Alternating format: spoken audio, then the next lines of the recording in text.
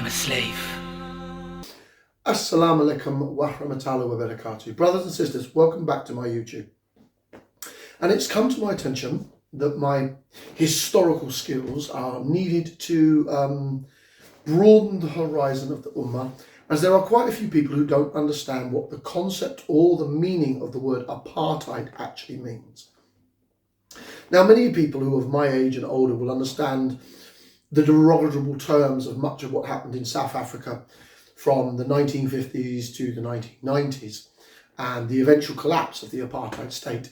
But many of the younger generation will have difficulty trying to have this conversation when it comes towards recognizing what an apartheid government and apartheid rule looks like.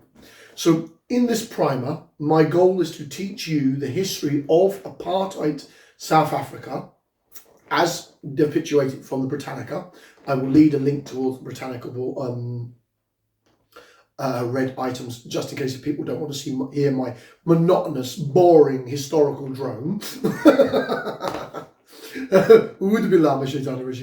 As I go through the various points of an apartheid government. Now, I'm going to do this in sectors and segments, so there is going to be obvious clip gaps that you're going to slightly notice, because it's going to take me a time to put together both my thoughts and my ideas when it comes towards this primer. But in essence, I intend to walk you through the historical understanding of an apartheid government from the South African model that was actually used by the South African white minority to implement itself upon the African majority, and how that applies to the Zionist state today in how they are treating the Palestinian indigenous people of Palestine. So that you have a better grip and understanding when people like the United Nations say, Astaghfirullah, the United Nations Human Rights Organization. Having mental health. I've only had 2 coffees this morning, kids. The Human Rights Organization of the United Nations say that Israel is an apartheid government. So I would like you to understand the bases of the history of apartheidism. And as always, Assalamu alaikum wa rahmatullahi wa barakatuh. It's Lockwood time. Buckle up, juniors. It's time for you to learn.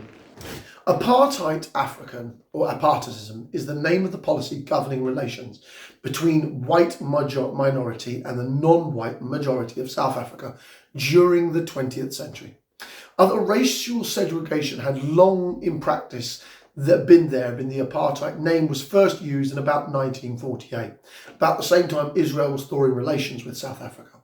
To describe the racial segregation policies embraced by white minority government, apartheidism dictated where South Africans, on the basis of their race, could live, work, and typically educate they could receive, and whether they could vote. Events in the early 1990s marked the end of legislative apartheid, but the social and economical effects are still being felt to this very day in a deeply entrenched society that is having difficulty dealing with these systems. Where did apartheid start? Racial segregation had long existed in white minority government South Africa, but the practice was extended under the government led by the Nationalist Party during the 1948 to 1994. And the party named its racial segregation policies apartheidism, or African apartness. Policy Registration Act of 1950 classified South Africans Bantu, or black Africans, coloureds, those of mixed race, or whites, and Asian Indians and Pakistanis were categorised later, added. Other apartheid acts dictated when South Africa, on the basis of their race classification, could live and work, the type of education they could receive, whether they could vote, who they could associate with, and which segregation public facilities they could use. This is important to mention because it has a lot of implication towards Israel.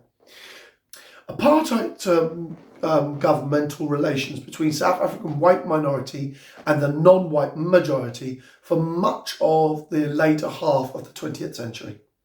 Sanctioned racial segregation and political and economical discrimination against non-whites.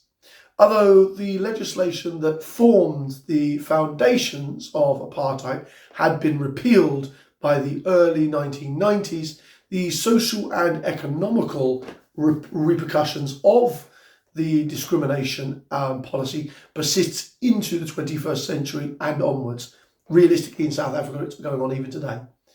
A beach in apartheid-era South Africa, the beaches in apartheid South Africa era were similar as seen in the media by being separated, that you had white beaches and non-white beaches.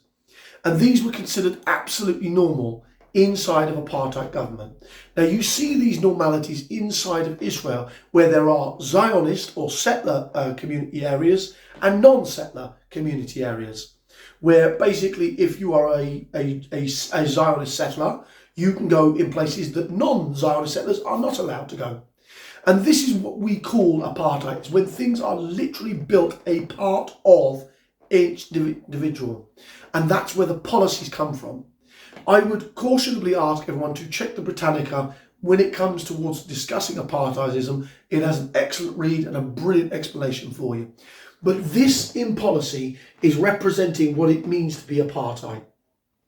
It is an example, a raison d'etre, if you like, of allowing governmental capacity to separate individual areas based upon race, colour, creed and religion.